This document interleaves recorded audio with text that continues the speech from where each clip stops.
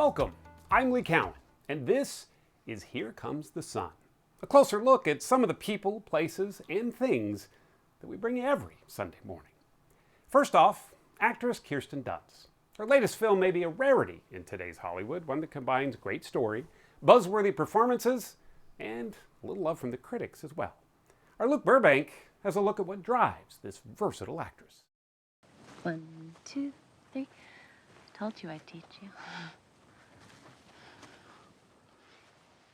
Do you want to know the truth? I felt like, oh my God, this feels so corny right now. To be this proper and I'm going to teach you how to dance. Like, I felt a little silly, to be honest. But Dunst had complete faith in director Jane Campion. Yeah, that's better. So she went along. That faith seems to have been well placed, as The Power of the Dog and Dunst's performance in particular are getting rave reviews and even rumors of Oscar consideration. Is everything all right? Yes, ma'am. Fine. We'll have more from their conversation later in the show, excerpts that you'll only find right here on Here Comes the Sun. What you're sort of hoping your legacy is, or like what people think of when they think of you? Ultimately, I want my children to grow up and be proud of me and not be embarrassed, that, their mom kissed Spider-Man or something like that. Like, I just hope that my career doesn't embarrass them at all, at school or something. So that's probably, I hope not to embarrass my children.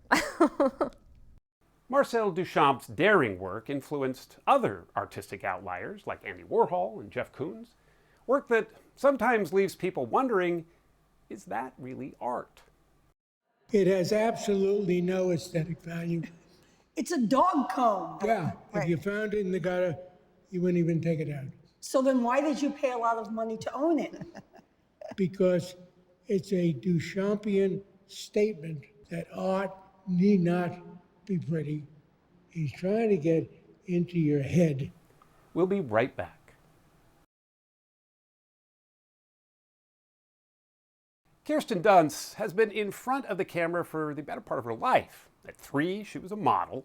At 11, she played opposite Tom Cruise and Brad Pitt in Interview with the Vampire.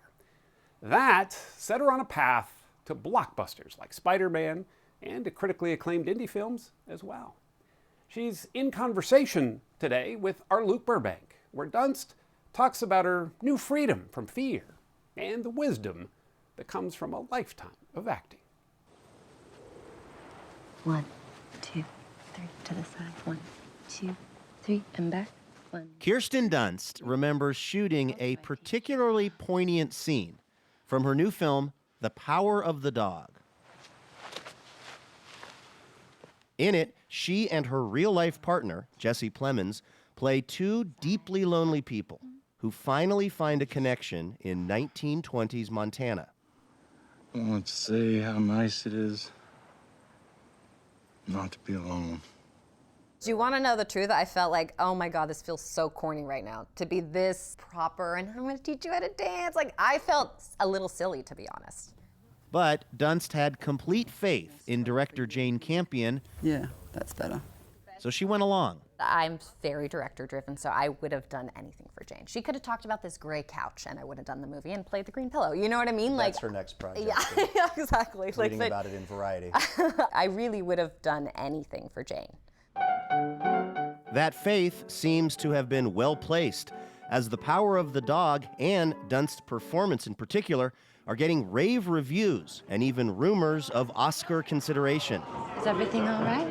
Yes, ma'am. For Dunst, now 39, an Academy Award nomination would be the latest step in a life spent in front of the camera, starting at age 3 in New Jersey when her mother would drive her into New York City for modeling gigs. Claudia!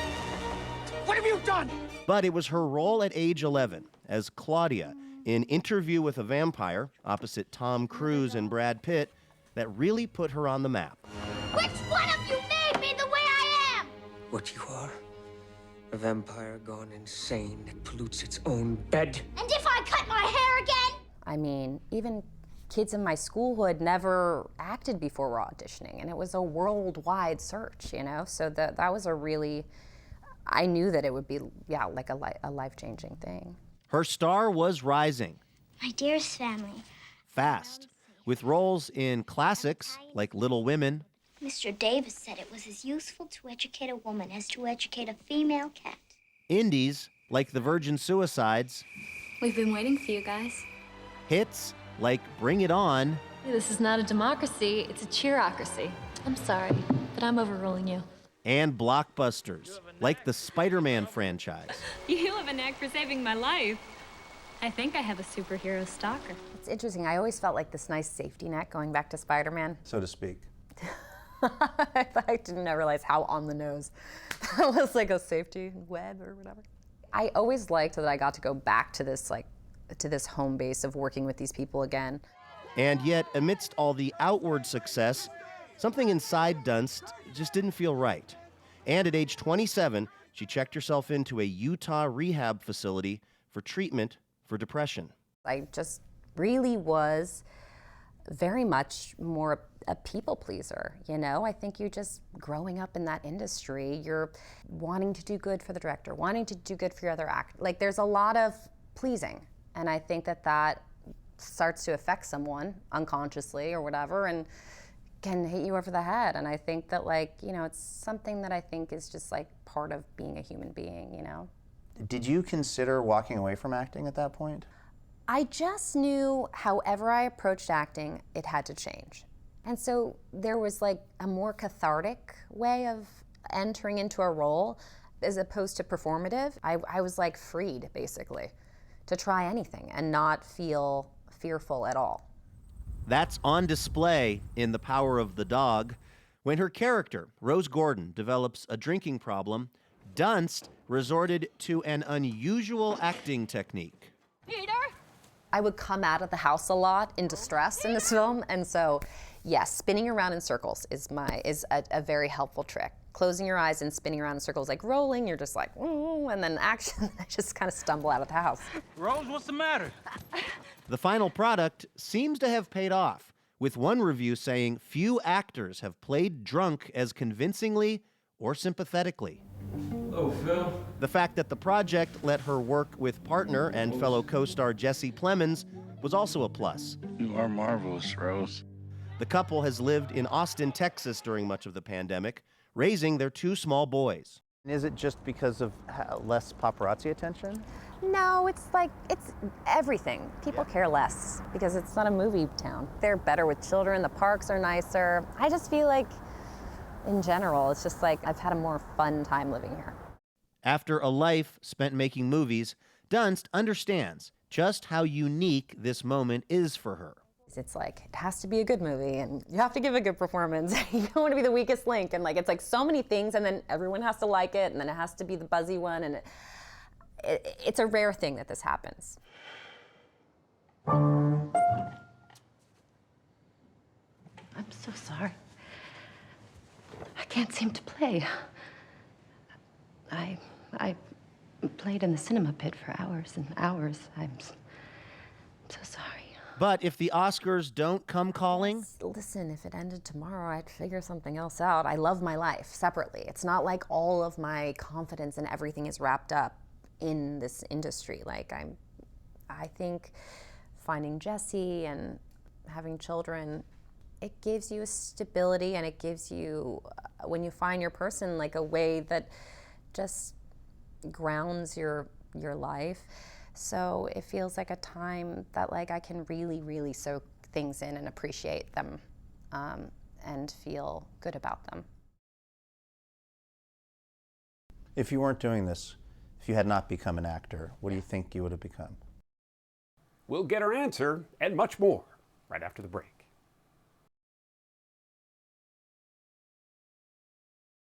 Welcome back. Now, here's an extended version of Luke Burbank's wide-ranging interview with actress Kirsten Dunst that you can only find right here on Here Comes the Sun. I'm just curious, do you remember a time in your life when you were not involved in film and television? I don't, honestly, no. I mean, I've been doing this. My mom, at 3 years old, I did baby modeling in New York. So I was doing that for a while, and then kind of the success snowballed from there. It was once you've booked a lot of jobs in that, world, you then, they send you out on commercial auditions, and I booked the first commercial audition I did. So it was kind of like once you become a commercial kid in New York, then you try pilot season in Los Angeles. So it's a little bit of like when you do well, it's kind of the trajectory of a Was child it actor. fun? Like, what was going through your mind in those early years where you're getting cast in things and going out on auditions and stuff? Was it all just like exciting and fun? I had a lot of fun. I mean, I don't think my mom would continue doing this with me if I wasn't. It was I feel like I was kind of natural at it and had a good time. I was always the kid putting on like the performances for our family at Sunday night dinner. Did you feel as things were progressing for you that there was some point where you were supposed to decide like what kind of actor you wanted to be, what kind of movies you were going to be in? I think when, I had to learn about film as I was doing it. So it was like I educated myself on, the certain Criterion Collection movies or watching incredible female performances. And so I kind of was educating myself as I was picking my own roles. And so that kind of grew as I was growing. But yeah, I think a lot of a career is just your own personal taste, really, and what, as an actor, you want to do next and not fall into some trap of repetition or what interests you. And I think that's a lot on the person, the actor. I read somewhere you were talking about how you got into acting so young and you sort of wondered if that was always the best thing for you, but then you said, and then you have your own kids and people are saying, oh, your kids should be baby models, and you kind of see the fun of it. Yeah. Are you going to have your kids be part of the industry? I wouldn't be opposed because it's kind of like a family business kind of feeling. And I don't think it has to be a negative thing. Am I going to throw my kid in acting? No. If you weren't doing this, if you had not become an actor, what do you think you would have become? Something artistic. I mean, I do love interior design. I do, as your daughter does. I do love painting. I love photography. I do something creative for sure. You're also a singer. I forgot that you and Jason Schwartzman do that Summer Day song. Yeah. That was like on repeat in my house. Really? The Coconut Records? Oh, Coconut Records, yeah. It's so good. It's so good. You have sung in various things, but I mean, is that something that you would like to put more front and center into your performances? I would love to do a musical movie. I would love that. That would be so fun. Is like this with you? Full dancing, I'd be so down. Yeah. Are you announcing to the writers and directors of Hollywood that you're open for musicals? Very open, yeah. Very open. What you're sort of hoping your legacy is, or like what people think of when they think of you? I guess you hope that your films are studied by other film students. I mean, and that some of them are in the Criterion Collection, because that was always my dream. I'm like, well, I haven't really done a good movie if it's not in the Criterion Collection, in my opinion, at like when I was learning about film as a teenager. So, but ultimately, I want my children to grow up and be proud of me and not be embarrassed, that their mom kissed Spider-Man or something like that. Like, I just hope that my career doesn't embarrass them at all, at school or something. So that's probably, I hope not to embarrass my children. I'm curious what your journey has been like in terms of being a woman in this industry that's so focused on appearance and things like that. I'd heard a story about a producer for Spider-Man trying to take you for some unannounced orthodontic. Well, she's like, my dentist is great. You should check them out. And they're like, you should just fix those. I was like, not gonna happen. No, sorry. I think working with Sofia at 16, Sofia Coppola, really gave me a great confidence that I don't think I would have had I not worked with her on such a role that really was a more sexual role, where it was more womanly, and the fact that it was Sofia, I think made me feel so good about myself in a way that I don't think many people get to experience, because she was a female director, So because I was in her care and she thought I was beautiful, or she liked my teeth, or she thought I was cool, having someone I look up to so much think that of me gave me I think even red carpets and stuff. I just dressed like myself, or I was myself. I never felt like I had to dress sexy or do anything to please other men because of what I think working with Sofia gave me. Is that something that you've been able to carry throughout, your career now, years later, that kind of confidence? Because that can be really a challenge for people in this industry. I know, it really has, and also I know that, being in this industry, the more you unalter yourself, the better roles you're going to get at the end of the day, I don't, if my career is based on beauty, which I know it's not, it's, maybe when you're younger, it's more about that being the ingenue. But the older you get, I think the more you are yourself, the more interesting directors want to work with you, and the better roles that you get. I had read somewhere that you really make it a point, if possible, to work with women directors. Mm-hmm. I'm curious about that experience for you as a woman, to work with a woman director like Jane Campion versus a male director. To me, I just work with the people that I think are the most talented. So I'm lucky to have never had that feeling of, like, it's always been a very natural thing for me to work with other females and other female directors. Jane's like one of the great masters of cinema. She's like incredible. She's one of my dream directors to work with of all time, because I knew that my performance would be in the best hands. And she wants the real truth. She wants the ugly. She wants the messy. She doesn't want the perfect, which is what I love. To be a part of her movie was pretty like that's a check off the list of it's probably going to be one of the most special things I'll be a part of in my life. Up next, the provocative legacy of French-born artist Marcel Duchamp.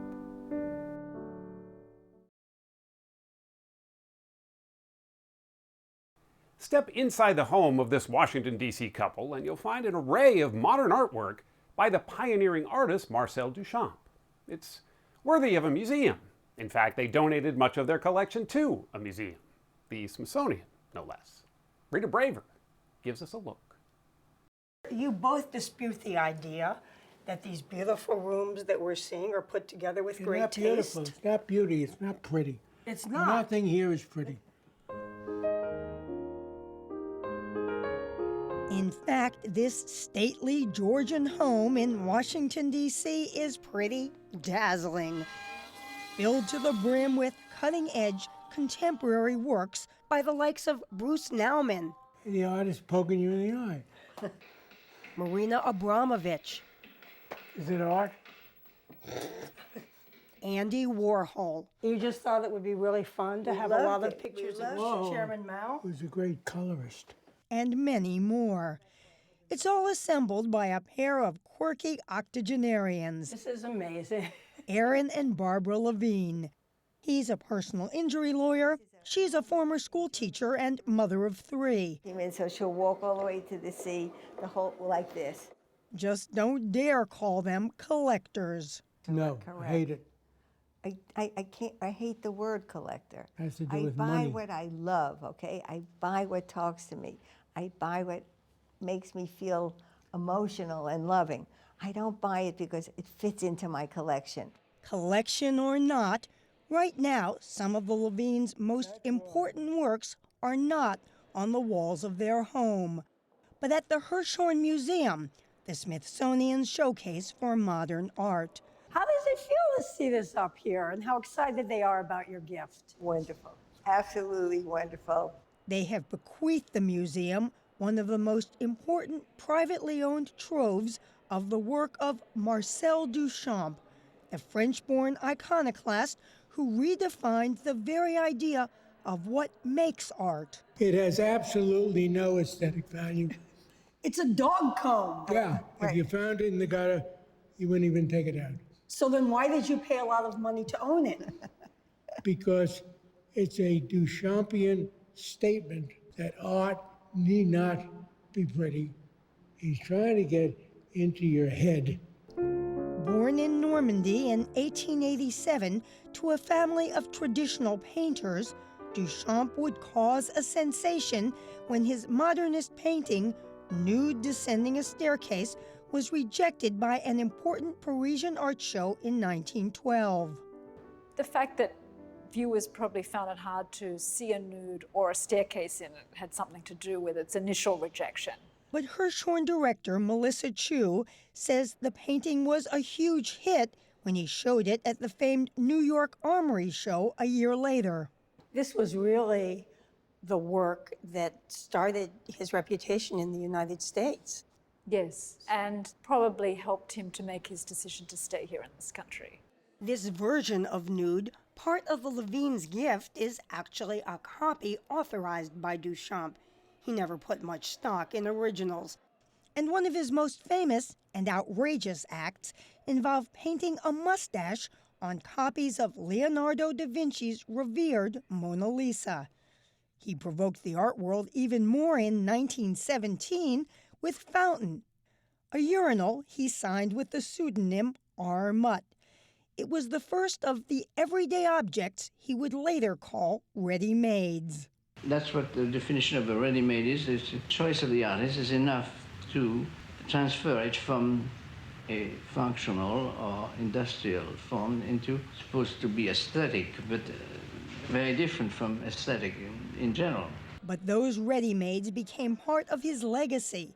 Things like this hat rack or this piece called With Hidden Noise. And what is it? It's nothing. It's a ball of string. You pay, what, $1.50 at a hardware store, and then he encases it. What's he doing? He's departing. He's dislocating. He's getting you to wonder what the hell's going on. It's worked. I am wondering that very thing. And while most people think of Picasso and Matisse, actually it's Duchamp who probably is the most influential artist for younger artists today. I get so excited every time I walk in here. And for Aaron and Barbara Levine, there's a joy in making sure that future generations will see work that continues to make people ask questions about the very meaning of art. What's the artist saying? Where's he going? Where's he coming from? Does it have to do with my perception? How dumb am I that it takes me so long? And those games are enticing.